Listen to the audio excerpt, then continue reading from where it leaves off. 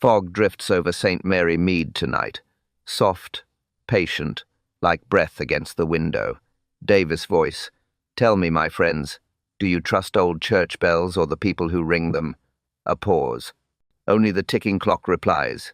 He chuckles gently. Keep your tea warm, and your mind sharper still. Now, let's step into tonight's mystery, the bell that rang twice. Morning light crept through the curtains of Miss Marple's sitting room. The teapot steamed gently beside her chair. She reached for her spectacles, the world coming into clear, orderly focus. Then 3 soft taps at the door. The postman. A telegram rested in his hand. From Lady Bantry, ma'am. She thanked him, closed the door and broke the seal. The paper was thin, the message brief. Need your good sense. Come at once to Belmere. The church bell rings at midnight by itself. Miss Marple sat still for a long moment. Her knitting needles paused mid-stitch. Bells that rang. Without hands. Nonsense, of course. And yet Lady Bantry did not frighten easily. She folded the telegram carefully, slipped it into her knitting bag, and poured more tea. Fog pressed against the window panes, soft and thick, hiding the street beyond. A robin's cry broke the silence, sharp, fleeting. She thought of the last time a bell had summoned her. Trouble had followed then, too. By noon she was on the train to Belmere. Fields blurred past, pale with mist. Villages appeared and vanished like thoughts. Each church tower stood grey and still against the white. At the small station, Lady Bantry waited wrapped in a fur coat, eyes bright with tension. "Oh, Jane, it's the strangest thing," she began before the train had even stopped. "They say the bell rings twice, always twice, and someone dies within the hour." Miss Marple adjusted her hat. "Legends do have timing, Dolly. They arrive when people grow bored." They stepped outside, the air bit cold, far. Off, through the veil of fog, a faint outline of the Belmere church appeared, its crooked tower leaning slightly, like an old man listening. A carriage waited. As they rode toward the hall, the road narrowed, bending through bare hedges and dripping trees. No birds sang. Even the horses' hooves seemed muffled. Lady Bantry leaned close. "They call it the Bell of Mercy, hung in 1642. The rope has been cut for decades, yet somehow it rings." Miss Marple smiled faintly. "Then someone has tied a new one." Bantry frowned. "You don't believe in curses, do you?" Marple's eyes softened. "I believe in habits, my dear, and human hands." The church loomed larger now, the tower dark against a greying sky. A single bell window gaped open near the top. Something shifted there, a flash of movement, or perhaps only shadow. The wind rose, carrying a hollow sound through the fog. One slow toll, then another. 2, and the air went still again. The coach rattled over. The whetstones. Mist hung low. Rain whispered against the windows. Miss Marple sat upright, gloved hands folded neatly in her lap. Beside her, Lady Bantry pulled her shawl tighter. "Beastly weather," she muttered. "The driver says the fog's been sitting here for 3 days. The villagers think it's the curse." Miss Marple's brow lifted slightly. "Fog, my dear, tends to be meteorological, not moral." The carriage jolted. Mud splashed. Outside, hedges appeared and vanished like ghosts. In the distance, the crooked spire of Belmere Church pushed through the grey. The bell tower leaned faintly to one side. It looked tired, older than its stones. Lady Bantry pointed. "There it is, the one they call the Bell of Mercy, though it's brought none." They turned down a narrow lane lined with dripping elms. At the lane's end stood Belmere Hall, tall windows, gables sharp against the fog. A low wall connected the hall to the churchyard beyond. The coach stopped. A man waited at the steps, slender, uneasy, his collar stiff with starch. Reverend Pottle. He bowed quickly. "Miss Marple, Lady Bantry, I'm honoured. I hardly know what to make of it all." Miss Marple studied him quietly. His eyes darted toward the church tower as though expecting it to move. "Perhaps," she said, "we might discuss it inside. Warmth improves the reason." They entered the great hall. Firelight flickered across portraits of long-faced ancestors. A scent of damp stone lingered beneath the polish. A woman appeared from a side door, tall, plain dress, hair pinned tight. Mrs. Turn, the housekeeper. She curtsied slightly, her gaze sharp. "Rooms are prepared, ma'am," she said. Then, after a pause, "If you'll be staying through the night." "Through the night?" Lady Bantry asked. Mrs. Turn's expression did not change. "Best not to be near the tower after dark." Her voice dropped. "Not since the bell began." Again. Footsteps echoed. A young man entered, carrying a notebook and ink-stained gloves. Mark Linton, the historian. His tone was brisk, curious, entirely unafraid. "I've been examining parish records," he said. "Remarkable case, really. The bell last rang in 1889 after the sexton fell to his death. Now it rings again. The pattern continues." Lady Bantry stiffened. "Pattern?" "Yes. Every time the bell rings twice, someone dies before dawn." He smiled faintly, almost amused. "Or so the story says." The Reverend frowned. "It's no story, sir. I've heard it myself. Twice. And twice." He hesitated. His fingers trembled. "Twice the village buried one of its own the next day." Silence stretched. The fire crackled softly. Outside, wind pressed against the windows, long and low, like a moan through the stone. Miss Marple looked toward the tower through the fogged glass. No light showed. No sound came. Only stillness. She spoke quietly. "When a bell rings without a ringer, Reverend, it means someone wishes to be believed." No one answered. The clock in the corner struck 5. Each chime lingered too long, as if reluctant to fade, and when it stopped, the silence felt alive. The drawing-room glowed with lamplight. Rain hissed softly against the windows. China cups clinked. The fire crackled, steady and low. Miss Marple sat near the hearth, knitting quietly. Lady Bantry poured tea, her movements brisk, deliberate. Reverend Pottle stared into his cup, as though it might hold answers. Mark Linton leaned back in his chair, looking far too pleased with himself. "Well," he said, "it's a fine story, bells and ghosts and vengeance, but hardly a curse. Mechanisms, my dear Reverend. That's all. Ropes, pulleys, wind." The Reverend's face tightened. "You think the dead are toys for your theories?" Linton smiled. "I think the living are too fond of shadows." Lady Bantry set her teapot down, a bit too sharply.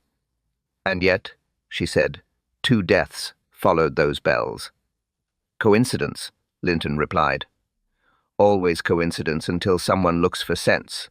Miss Marple's needles clicked once, twice, and stopped. Her eyes lifted. "Sometimes, Mr. Linton, sense hides behind nonsense. We look at ghosts and forget to watch the living." He chuckled, unconcerned. "Then I'll watch both tonight, from the tower itself." The Reverend gasped. "You wouldn't dare." "Wouldn't I?" Linton's grin widened. "I'll spend the night in your sacred bell chamber. If the thing rings, I'll be there to see what hand pulls it. If nothing happens, perhaps your curse will finally rest." Lady Bantry rose. "Don't be absurd. It's dangerous. The stairs are ancient, the beams half-rotten." He shrugged. "I've survived worse architecture." Mrs. Turn entered quietly, collecting cups. Her eyes lingered on Linton. "You shouldn't mock what you don't understand," she said, voice flat. "People here remember what happens to those who challenge the bell." "Perfect," he replied lightly. "I'll add myself to the list alive and unharmed by morning." Outside, the wind howled across the courtyard. The sound found its way down the chimney, hollow and mournful. The Reverend crossed himself. Lady Bantry moved closer to the fire. Miss Marple said nothing. She simply watched Linton, head tilted slightly, like someone studying an insect under glass. "Then it's decided," he said. "Midnight in the tower. You'll all hear the bell, or you won't. Either way, the mystery ends." Bantry shook her head. "This is madness." "Madness," he said, standing, "is believing in curses." Logic needs demonstration. He turned to the Reverend. Leave the door unbolted. I'll climb at 11:30. We'll let truth do the ringing. The Reverend whispered. You're inviting death. Linton smiled, straightened his coat, and bowed slightly to Miss Marple. If death keeps an appointment, madam, I'll make note of it. Miss Marple's voice was calm. Do bring your notebook, Mr. Linton, but remember truth dislikes being mocked. He met her gaze, half amused, half uncertain. Then, with a short laugh, he said it. Then let the bell judge me. Rain pressed against the windows in long, steady lines. The house had gone quiet. Only the ticking clock and the shifting wind remained awake. Miss Marple sat by the small hearth in her room, the flame low and pale. Her knitting lay folded on the chair arm. She listened. Lady Bantry was asleep in the adjoining bed, one arm flung over the covers, breathing soft and even. The timepiece on the mantel clicked toward midnight. Each second felt slower. The wind outside grew restless, brushing the shutters with cold fingers. Somewhere below, a door creaked, then closed again. Miss Marple rose, wrapped her shawl around her shoulders, and crossed to the window. The glass was misted, trembling faintly with the storm's breath. She wiped a small circle clear with her glove. Beyond the hedge, Belmere Church loomed through the fog, its crooked tower sharp against the dull sky. A faint glow flickered within one of the narrow windows. Candlelight. Steady. Moving. She leaned closer. The flame swayed, vanished, returned again. Someone was walking up there. Mr. Linton keeping his promise. The clock on the mantel struck once 11:40. Each chime sounded muffled, caught in the rain. Miss Marple did not sit down. She watched. The candle moved again, slower now, pausing near the bell arch. Wind moaned through the trees. The tower seemed to lean into the storm, ancient stone resisting the night's pull. Rain spattered against the glass. Lady Bantry stirred. "Jane," she murmured drowsily. "You're awake?" "Yes," Miss Marple said softly. "He's up there." "Foolish man." Bantry rolled over, pulling the blanket tight. "If the bell rings, I shall faint." Miss Marple smiled faintly. "Then I shall wake you afterward." The flame in the tower flickered once more, then vanished completely. Darkness took its place. Miss Marple waited. Her fingers rested on the cold window-sill. Seconds passed. Then a single, heavy toll. The sound rolled across the fog, deep and thick, vibrating through the air. It filled the valley, the hall, the heart. Miss Marple held her breath. The clock showed exactly midnight. Then another toll. Lower, slower, echoing the first. 2. And after it silence. Long, waiting silence. Even the rain seemed to pause. Lady Bantry sat up, eyes wide. "Good heavens, did you hear?" Miss Marple nodded. Her face was calm, but her eyes had narrowed. "Yes, twice." They waited for a third. None came. Only the creak of branches, the faint hiss of rain returning. Then, from somewhere distant, something else. A sound, not made by wind or water. A cry. Short. Human. Cut off as quickly as it began. Lady Bantry gripped the bedpost. "Jane." Miss Marple did not move from the window. Her voice was quiet. "It has judged him."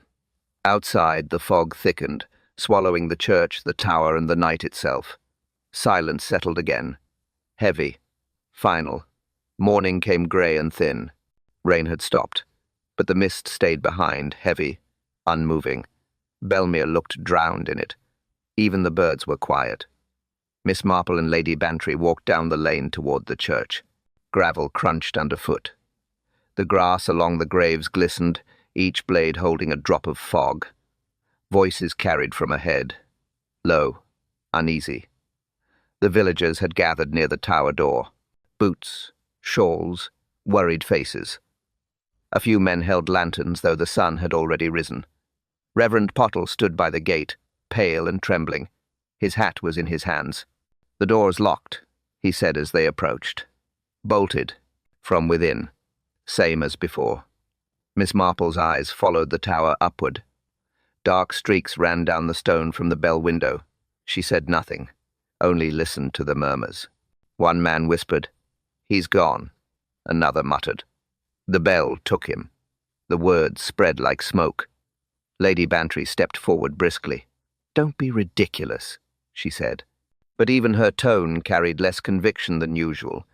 The black iron door at the base of the tower stood closed. A thick beam of oak slid across it from inside. Through the narrow keyhole drifted a faint scent of oil and cold air. "Break it," said one of the men. Reverend Pottle nodded weakly. Two of them fetched a crowbar and forced the latch. Wood groaned, then gave way with a sharp crack.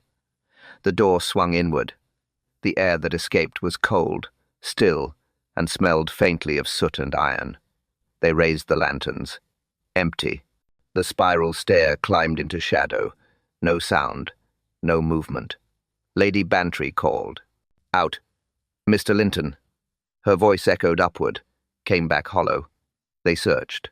At the foot of the stairs lay a lantern, its glass cracked, its wick still warm. Beside it, on the stone floor, a small brass key. The same shape as the tower lock. Unturned. Untouched. Miss Marple crouched, careful not to disturb anything. She touched the stone near the lantern, then the wall above it. Her fingertip came away black. Soot. She rubbed it lightly, watching the smudge spread. "Strange," she murmured. "No fire in this tower for years." The Reverend swallowed hard. Then what could it mean? She looked toward the spiral stairs. "They say the bell rang twice," she said quietly. "Perhaps it did. But bells don't leave soot, Reverend. People do." A murmur rippled through the group. One of the men crossed himself. Another whispered again. The bell took him. Miss Marple stood, dusted her glove, and looked out toward the graveyard. Fog drifted low, between the stones. No footprints led away from the door. None came to it. Lady Bantry shivered. "Jane, there's not a trace. How can a man vanish into air?" Marple's eyes lingered on the dark tower window. "Into air? No," she said softly. "Into design, perhaps, but not into air." Behind her, the bell hung silent, its great mouth black and waiting. The crowd stepped back from it as though it might breathe again. The villagers drifted away slowly, whispering as they went. By noon, only Miss Marple, Lady Bantry, and Reverend Pottle remained. The church felt colder once the crowd was gone. Their footsteps echoed against the old stone. Miss Marple climbed the narrow spiral stair. Each step creaked beneath her sensible shoes. She moved carefully, fingertips brushing the wall for balance. Halfway up, she stopped. Something dark traced the stone beside her. A faint line. Soot, thin as thread, drawn upward toward the belfry. She bent close. The mark was two, deliberate for smoke drift. A smear that began low, then curved slightly, like a rope brushing stone. She followed it. Her eyes narrowed. "Jane," called Lady Bantry from below. "Do be careful. That staircase looks dreadful." "It's quite sound," Miss Marple replied, "but someone has been here recently." The stair ended in a small landing. The air smelled of oil and damp iron. The bell hung above, enormous and still. Its edges caught the grey light through narrow slits. Miss Marple raised her lantern higher. The soot trail ended near the rope. The knot looked freshly tied. No dust clung to it. Someone had handled it. She crouched, studying the floor. A faint scratch gleamed on the stone ledge beneath the bell's frame. New. Bright metal against dull age, as if a nail or a tool had caught there. Her eyes moved to the wall. A small iron hook protruded near the beam. From it dangled a single thread white, frayed at one end, tangled slightly. Linen, the kind used for curtain hems or fine shirts. She pinched it between two fingers and examined it under the light. No dust, no decay. Fresh. Below, Lady Bantry's voice floated upward. "Find anything?" "A few small things," Miss Marple said. "Small things tell large truths." The Reverend joined them, panting from the climb. He looked about nervously. "It feels wrong up here," he muttered. "Unholy." Miss Marple shook her head. "Not unholy, Reverend. Unclean, perhaps, but only in the practical sense. Lady Bantry frowned, pointing to the soot. What does it mean, Jane? The marks, the thread, the scratches. Miss Marple straightened slowly. Her eyes moved from the rope to the hook, from the hook to the narrow slit window, then to the beam above. It means, she said softly, someone made a ghost. Bantry blinked. A ghost? Yes. Miss Marple's tone was calm, certain. A ghost built from mechanics. Rope, light, and clever hands. Something meant to move, to frighten, to fool. The Reverend crossed himself, pale as chalk. But to what end? She looked at him, then at the bell hanging silent above their heads. The faint soot line curved up behind it, ending near the beam. Her voice was almost a whisper. To murder, Reverend. Wind pushed through the tower window, carrying a low moan through the ropes. The bell shifted slightly, just enough to sound alive. Lady Bantry shivered. Miss Marple didn't move. Her eyes stayed on the rope. Someone, she said quietly, has turned faith into machinery and fear into design. The bell gave a faint metallic sigh, then silence. Cold, watching silence. They sat in the vestry, the air faint with wax and dust. Afternoon light filtered through coloured glass, painting weak patterns on the worn floor. Outside, the bell tower loomed above them, grey and silent. Reverend Pottle poured tea with shaking hands. His collar sat crooked. The pot rattled against the saucer. Miss Marple watched him quietly. He avoided her eyes. When he spoke, his voice came thin, rehearsed, as though the story had been told too many times. It began, he said, in 1834. The bell ringer then was a man named Samuel Creel. Simple sort, but loyal. He kept the clock wound, the ropes trimmed, the brass polished. Never missed a Sunday. Lady Bantry leaned back in her chair. And the curse? The Reverend swallowed. They said he stole from the church chest. The vicar accused him without proof. The next morning, they found him hanging from the bell rope. His hands were burned, his face turned toward the floor. No note, no explanation. Miss Marple's knitting bag rested on her lap, unopened. Her eyes were on the Reverend's trembling fingers. They buried him behind the tower, he continued softly. But that night, the bell rang twice. No one near it. The rope untouched. Just 2 tolls, slow as breath. Lady, Bantry frowned. And it's happened ever since. Pottle nodded. When injustice touches this parish, they say, the bell remembers. It rings twice for revenge. Silence filled the vestry. The sound of the ticking clock on the wall became loud, insistent. Miss Marple's gaze moved to the narrow window beside her. The glass was old, bubbled, warped by time. A faint tremor of wind passed through it. She spoke without looking up. You said 1834. Yes, madam. And the last time it rang before now? 1889. The sexton then fell to his death from the tower steps. She turned her head slightly, her expression mild.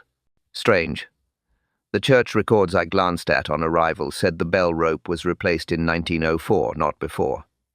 Rather a gap for something cursed to stay active, don't you think? The Reverend's cup paused halfway to his lips.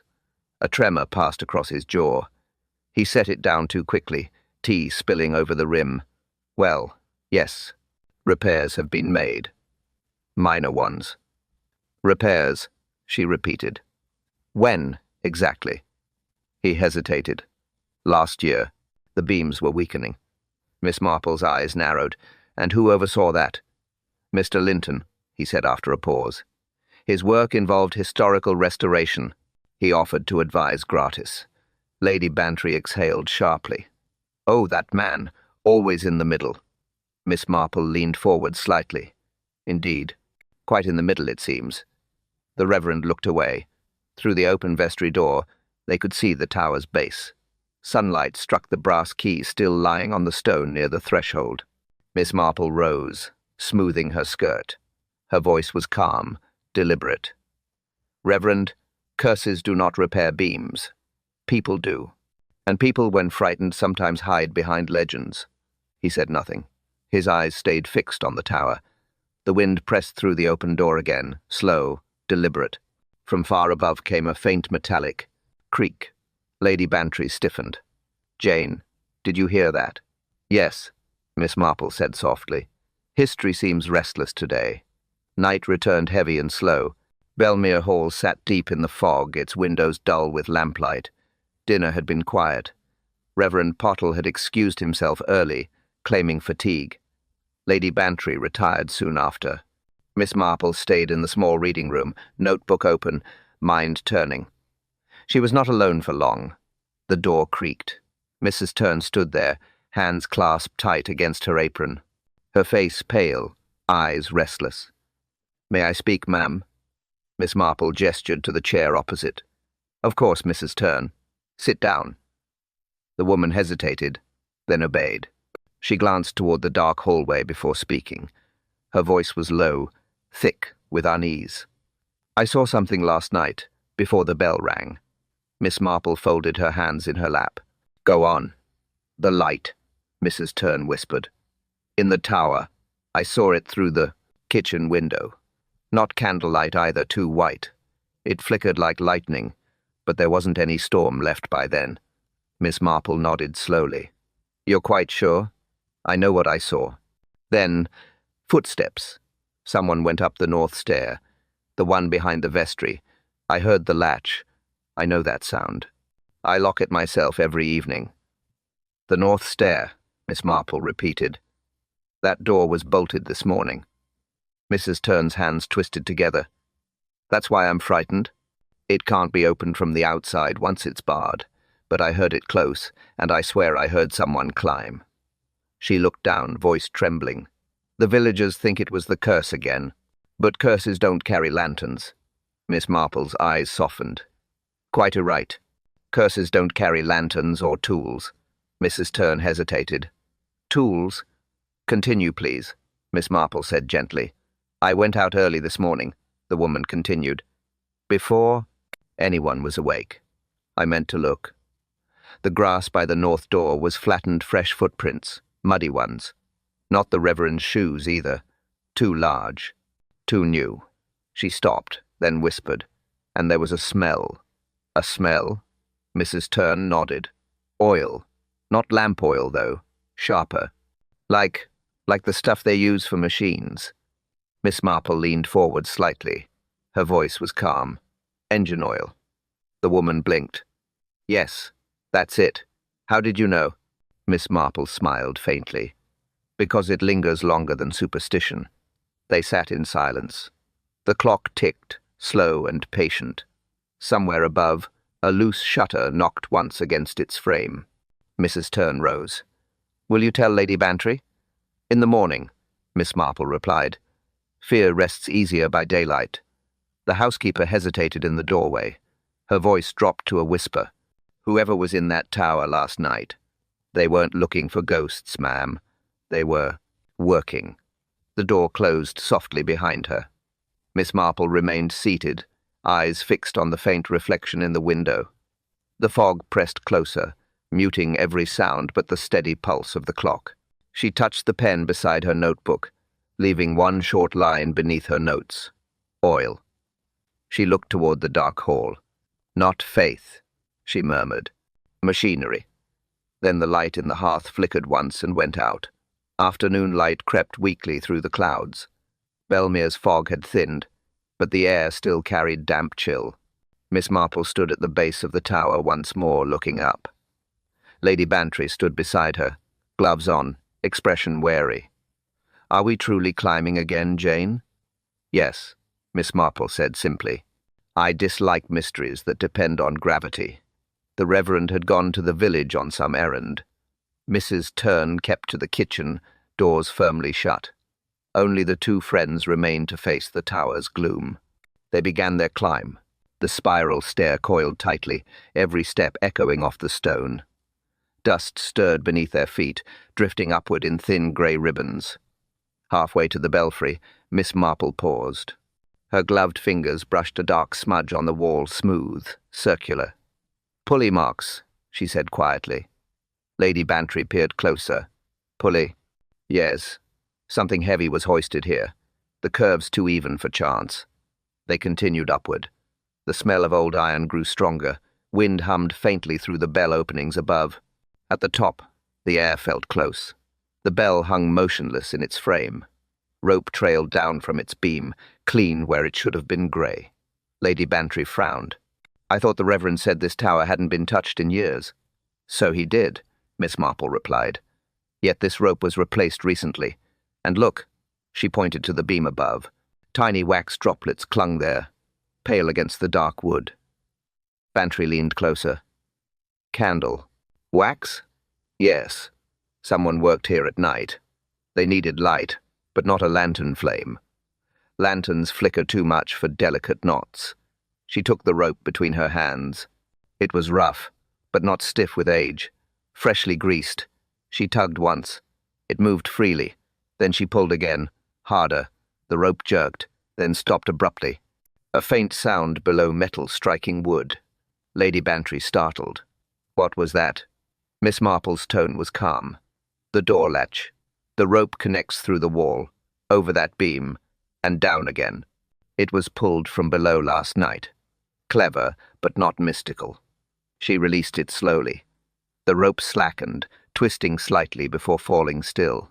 The bell and the lock share a single mechanism, she continued. One pull does two things, rings the bell and drops the interior bolt. It locks from within, even while the person stands safely outside. Lady Bantry stared. Then the locked room wasn't locked at all, Miss Marple finished. It was engineered. Whoever built it wanted the legend to seem real, a ghost that obeyed simple physics. They stood in silence, wind whispering through the tower's cracks. A single ray of sun caught the bell, turning its bronze mouth faintly gold. Lady Bantry exhaled. All this? For illusion? Not illusion, Miss Marple said softly. Camouflage. Bantry frowned. For what? Miss Marple looked toward the open stairwell. For murder, she said, executed with precision and dressed as superstition. They began their descent. Below them, the rope swayed gently, like a pendulum marking time, its rhythm steady, purposeful, mechanical. Inspector Slack arrived by motorcar just after noon. The tires hissed through the wet gravel. He stepped out briskly, coat collar up, hat pulled low. His expression carried its usual mixture of boredom and irritation. Morning, Miss Marple. Another haunted bell, is it? He looked around the dawn. Churchyard with mild contempt. Your friends do pick the strangest holidays. Lady Bantry folded her arms. This isn't a joke, Slack. A man has vanished. Slack sniffed. Vanished. Most vanish into the nearest pub. You'll find he's walked off after a stunt gone wrong. Miss Marple regarded him with patient calm. Her hands rested on her umbrella like it was part of her. Then perhaps, she said gently, you might look at the rope before declaring it a holiday prank. He sighed, but followed her inside. The tower smelled of oil and damp air. The light through the narrow window made long stripes across the stone. Slack eyed the rope suspiciously. Old church ropes always fray, he muttered. Bit of soot, a loose knot, nothing worth fussing. Miss Marple said nothing. She pointed to the beam where the wax still clung, then to the floor where the soot trailed toward the stair. Would you humor me, Inspector? Measure the rope from the bell. Beam to the anchor here. Slack frowned. Waste of time. Still, he took a measuring tape from his coat. He climbed the narrow stair halfway, muttering as he went. The tape stretched. He jotted numbers on his notebook. 32 feet and 4 inches, he called down. Miss Marple nodded. Now measure the second segment, the part that runs through the wall toward the door latch. Slack squinted. There's no second segment. Look closely, Inspector. Her tone was mild, but certain. He crouched, felt along the base of the wall, then froze. A small slot, barely visible, ran through the stone. A hidden line of cord passed through it, thin and greased. Well, I'll be... He tugged it gently. The bell rope trembled. Far below, the door latch clicked faintly. Slack climbed down, rubbing his hands. All right, I'll grant it. Someone's been clever. But that still doesn't prove murder. Could be the fool did himself in, pulled the thing. Wrong. Miss Marple's voice stayed steady. Yet there's no body, Inspector. Only soot and oil. Do suicides tidy their own crime scenes? He scowled, pocketing the tape. You think you've caught a phantom with rope tricks? I think, she said quietly, we've caught an engineer with nerve. Slack grunted. Engineer, phantom, or drunk historian? What's your plan, then? A test, Miss Marple replied. Tonight, same hour, same tower. We recreate the scene. He groaned. Midnight again? You'll have the villagers howling. They're howling already, Lady Bantry said dryly. Slack adjusted his hat, resigned. Fine. But if no ghost appears, you're explaining it to the crowd, not me. Miss Marple smiled faintly. If I'm right, Inspector, you'll have your culprit instead of a ghost. Slack looked up at the bell, uneasy for the first time. It hung still, the rope motionless. He muttered. You always have to be right, don't you? Miss Marple gave no answer. The rope swayed once in the draught, quiet as breath. The tower waited. The night was colder than before. Fog hung thicker, pressing low over the graves. The church tower loomed like a shadow among shadows. Midnight waited just beyond the hour. Miss Marple stood near the gate, her shawl drawn tight. Lady Bantry shivered beside her, breath silver in the air. Inspector Slack paced with irritation more than fear. You're certain this is necessary? He grumbled. We could have done this in daylight. Miss Marple's eyes stayed on the dark slit windows above. Ghosts, she said softly, tend to prefer darkness, especially the man-made sort. Slack sighed, checked his watch. 5 minutes to 12. If nothing happens, we go home. Agreed, said Marple calmly. She adjusted her lantern, keeping its light low. A gust of wind swept across the churchyard, rattling the gate. The sound echoed faintly, like breathing in the fog. No other noise followed. Then light, a small flicker near the tower window, faint, unsteady. It moved once, then steadied again. Lady Bantry caught her arm. Jane. Yes, Marple murmured. Someone's there. Slack narrowed his eyes. Probably reflection. Lantern flame. Another flicker. Then the rope inside the tower stirred. Through the small glass panel above the door they saw it shift. Slowly, then faster. The bell groaned. Once. A low, hollow sound rolling through the night air. Slack froze. The rope moved again, jerking sharply. A second toll followed. Lower, slower, 2. Lady Bantry gasped. Just like before. Miss Marple didn't move. Her voice was level. No, not like before. The wind's from the west tonight, yet the flame burns steady. There's no draught in that tower. Someone's working it by hand. Slack was already at the door. He shoved the bolt free and rushed inside. His boots hit the stone hard, echoing upward. Stay here, he called over his shoulder. Marple and Bantry followed to the threshold. The smell of oil drifted out. Faint heat from the lamp still hung in the air. Inspector, Lady Bantry called. His voice came down breathless. No one. No one at all. Miss Marple climbed halfway up, lantern in hand. The stairs were slick with damp, the air close and sour. Halfway up, her light caught something dark on the step. She knelt. Mud. Fresh. Still wet. 2 prints. Broad soles.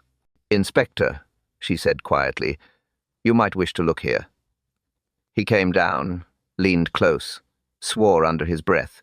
Someone was just here.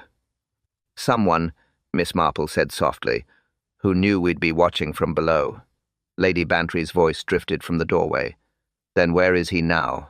Marple turned toward the narrow north stair, the hidden one behind the vestry. Its door stood open a finger's width. A faint glimmer of light. Flickered, then vanished. He's near, she said. Very near. Slack drew his torch, eyes sharp now. Stay behind me. He pushed the door open wider. The darkness inside felt thick, almost physical. He stepped in slowly. The light trembled on the wall. Something shifted in the passage ahead, a soft scrape of boot against stone. Slack turned sharply, but the sound had already moved faster, away, swallowed by the narrow stair. Miss Marple spoke quietly from the doorway. "Do hurry, Inspector. Mechanisms rarely wait long before resetting themselves." And as she said it, behind them, the bell rope began to twitch again, faintly, like something breathing. Dawn came grey again. The fog had thinned, but the air still held the damp chill of secrets. Miss Marple stood near the churchyard path, eyes on the muddy prints that led nowhere. Inspector Slack crouched beside them, muttering to himself. Big boots. Fresh. But the grounds firm should have left a trail past the gate. "They did," Miss Marple said softly. "Only not toward the village. Look at the shape, see the grit. That's not church soil. That's garden mud mixed with sawdust." Slack frowned. "And what does that mean?" "It means," she said, "someone came from the rectory shed." He rose, brushed off his coat. "Then we'll have a look." They crossed the lane. Behind the rectory, a narrow path led to a small outbuilding half hidden by ivy. The padlock hung open. Miss Marple noticed the latch smeared with the same black grease she'd seen in the tower. Inside, the air smelled of oil and metal. A workbench lined one wall. On it, spools of wire, a small motor, bits of pulley wheel, and a tin of paraffin. Slack whistled low. Quite the workshop. Miss Marple moved carefully, touching nothing. On a peg hung a coat, dark wool, still damp. She lifted the sleeve gently. A tear at the cuff, a stain of soot on the shoulder. Inside, the label read, "Mark Linton." Slack blinked. Good Lord, the dead man's coat. "Not quite," Miss Marple murmured. She checked the pocket.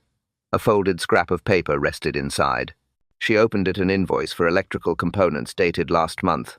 Signed not by Linton, but by Reverend Pottle. Slack looked at her sharply.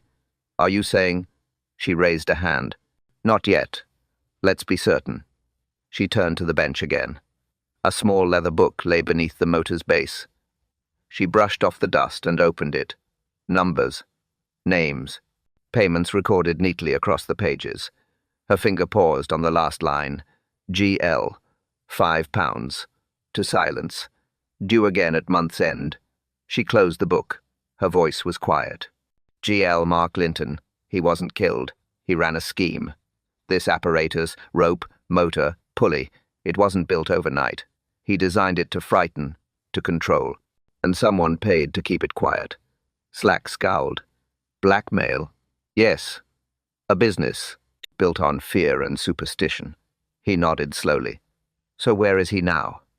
"That," Miss Marple said, "depends on his partner." She looked again at the invoice in her hand. The Reverend ordered parts. Perhaps not for faith, but for guilt.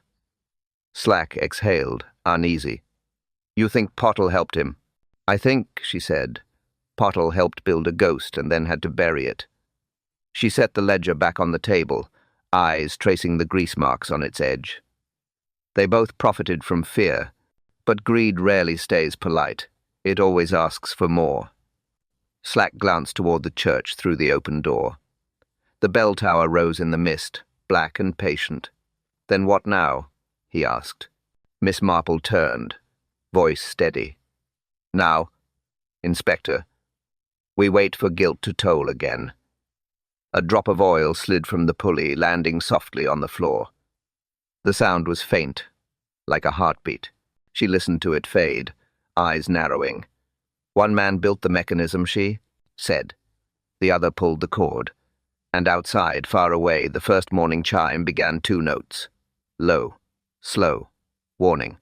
The church was empty when Miss Marple returned that evening. The light through the stained glass was thin, almost colorless. Dust floated in the air, slow as thought. Inspector Slack stood near the altar, hat in hand. Lady Bantry waited by the pews, her face drawn but curious. Miss Marple stepped into the center aisle. Her voice, when she spoke, carried evenly through the cold space. "It began," she said, "not with superstition, but with money." Slack looked up. "Money?" "Yes. Mark Linton was clever but careless. He borrowed heavily during his restoration work. When the bills came due, he had nothing left but a legend to sell. She moved closer to the tower door. The so-called curse gave him what he needed: attention, donations, and a perfect disguise. He designed the mechanism to ring the bell and bolt the door, creating the illusion of a ghost. Then he staged his own disappearance. Lady Bantry frowned. Why vanish at all? To escape debt, Miss Marple said. Once declared dead, his creditors would stop searching. He could collect the money meant for the church through a false claim. His ally would handle the rest. Slack folded his arms, his ally being Reverend Pottle. Miss Marple nodded. Pottle was in charge of the parish accounts. He ordered parts for the machinery, paid invoices under church expenses. At first, he believed it harmless a trick to draw visitors, but Linton grew greedy. He began to blackmail his partner. The ledger we found lists those payments small at first, then larger. Lady Bantry's voice dropped, and when Pottle refused, he threatened exposure. Their argument took place the night of the ringing. Linton planned to frighten him one last time from the tower. But Pottle followed, waited for the second toll, then turned the contraption on its maker. Slack's eyes narrowed. He killed him using the very thing Linton built. Yes, Miss Marple said quietly. The rope pulled twice. One stroke to ring the bell. The second to drop the interior beam. When it fell, it struck Linton's head. A clean, brutal end. Pottle then sealed the door from outside, using the hidden pulley, creating the illusion of a locked room. By morning, everyone believed the curse had claimed its victim. Lady Bantry's hand touched her throat. But the body where? Miss Marple turned toward the far side of the church. The crypt. He moved it through the vestry stair. There's fresh lime dust near the gate, and the smell of oil lingers even there. Slack exhaled. Cold, calculating. I'd almost admire it if it weren't so vile. Faith twisted into fear, Miss Marple said. Greed made him clever. Guilt made him careless. She reached into her bag and withdrew the small ledger, now marked with fingerprints. This will do the rest, Inspector. Each payment tells its own confession. Slack nodded grimly. He moved toward the vestry door, signaling 2 constables waiting outside. Lady Bantry spoke softly. So the curse was never real? Miss Marple smiled faintly. Oh, it was real enough. Only the ghosts were made of men, not mist. A faint echo stirred from the tower above them, wood settling, rope shifting. Slack looked up uneasily. Miss Marple glanced toward the bell and said quietly, Justice rings louder than fear, Inspector. Always. The church was full. Villagers crowded the pews, coats damp from the evening mist. Lanterns burned low along the walls. Their light trembled against the stone. Every face turned toward the tower arch where Miss Marple stood. Lady Bantry sat near the front, gloves folded in her lap. Inspector Slack waited by the door, notebook ready, expression guarded. Beside him, Reverend Pottle sat stiff and pale, hands clenched. Together. Miss Marple spoke quietly, her voice carrying without effort. We are gathered, she said, to lay a ghost to rest, not by prayer, but by proof. A murmur rippled through the crowd, then faded. She stepped aside, revealing a small table with wires, pulleys, and a compact motor resting upon it. The rope from the bell ran down through the wall and into her hand. Last night, she continued, this rope moved without a soul in sight, yet it was no spirit's doing. Observe. She nodded toward Inspector Slack. He flipped a small switch connected to the motor. It hummed softly low, deliberate. The rope twitched, then began to tighten, slow and steady. Observe the pull, Miss Marple said, her voice even, steady. The bell groaned above them, its note deep and hollow. The sound rolled through the nave, shaking the dust loose from the rafters. One toll. She held the rope still. Now, she said, observe the fall. She released it gently. The mechanism reversed. A second strike followed lower, slower. The door to the tower clicked audibly as its inner latch dropped into place. 2 tolls, 2 movements. One hand. The villagers froze. No one spoke. Even the candles seemed to pause. Miss Marple looked toward Reverend Pottle. His throat moved once, dry and shallow. "The bell rang twice," she said softly. "Once for the living, once for the dead, but both by the same device." She walked to the door, lifted the latch, and let it swing open again. Her hand rested lightly on the worn handle. The beam above was connected to this rope, a simple lever. When pulled, it could ring the bell and drop the bolt. The perfect illusion of a curse, Lady Bantry whispered, and no one ever looked behind the wall. "Fear," Miss Marple said, "makes people stop looking." She turned back to the villagers. "Mark Linton built this to fool you. Reverend Pottle used it to kill him. Together they turned faith into machinery, and machinery into murder." Slack stepped forward, voice firm now. "Enough proof for the Crown, Miss Marple, and for me." The crowd shifted uneasily. A woman in the back crossed herself. The Reverend made no sound.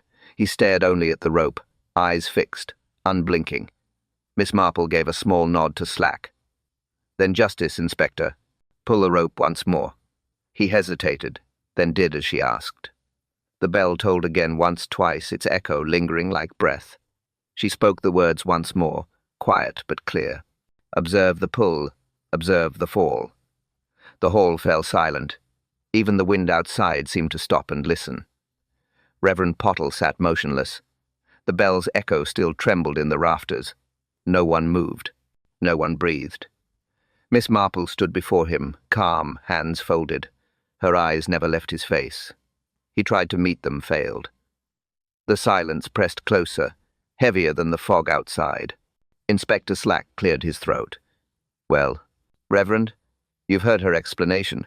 Care to correct it?" No answer. Only the soft whir of the motor winding down. Lady Bantry's voice broke the stillness. "Say something, man." Pottle's lips parted. No words came. His fingers trembled against his knees. Then slowly he spoke. "She's right." The words came small, cracked, like something breaking free. A ripple went through the room. He lifted his head. "I didn't mean for it to go so far. It began with lies, not death." Slack stepped forward. "Start at the beginning." Pottle swallowed hard. "Linton came here with his schemes and his debts. He said he could make the legend live again, bring visitors, money. I told him it was blasphemy. But he made it sound harmless. A demonstration, he said. Just noise and light." He rubbed his eyes with shaking hands. "When I saw it work, I felt ashamed. Yet the church needed repairs. The funds came. People believed. For a while, I let them." His voice fell lower. "Then he wanted more. He said the story should grow darker. That fear paid better than faith. And when I refused to help, he threatened to expose everything. Every account, every shilling." Miss Marple said softly, "So you met him that night?" He nodded. "In the tower. He laughed when I begged him to stop.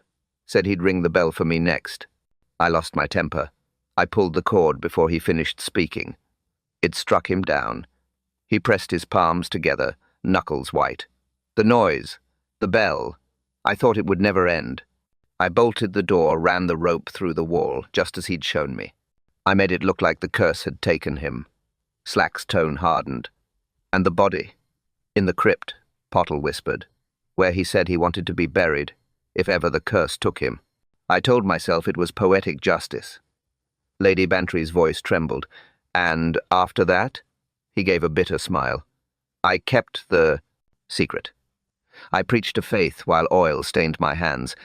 Better a legend than scandal." Miss Marple's expression did not change. "Better for you, Reverend, not for the truth." Slack took out the handcuffs, quiet but certain. Pottle didn't resist. He rose slowly, looking once more toward the bell tower. "It will ring again," he said softly, "for me." Slack guided him toward the door. Lady Bantry watched, shaking her head. "Men and their machines," she murmured. "They build them to serve, and end by serving them." Miss Marple gathered her shawl, her voice calm as ever. "Machines obey. It's men who choose what they make of them." The door closed behind the Reverend. The church fell still again, silent. except for the faint ticking of the clock above the altar. Morning came soft and pale.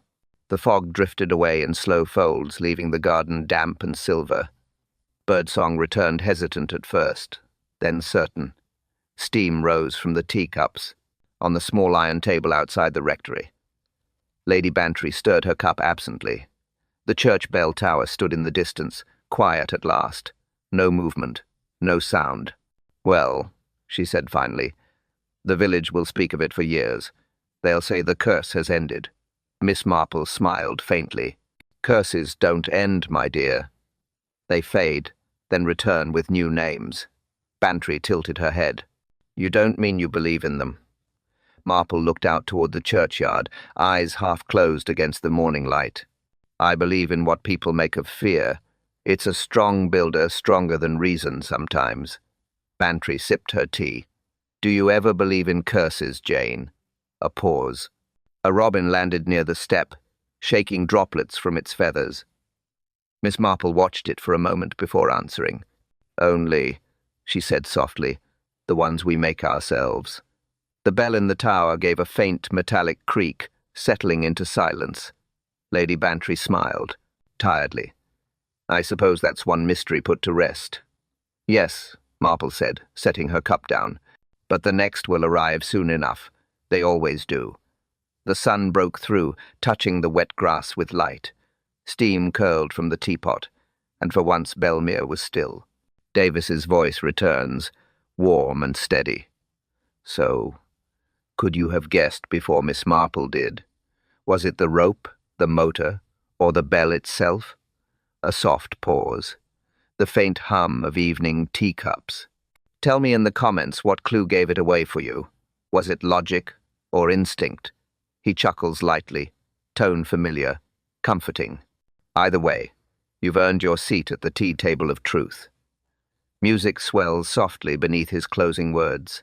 Tomorrow, another kettle will boil, and another quiet secret will ring through St. Mary Mead.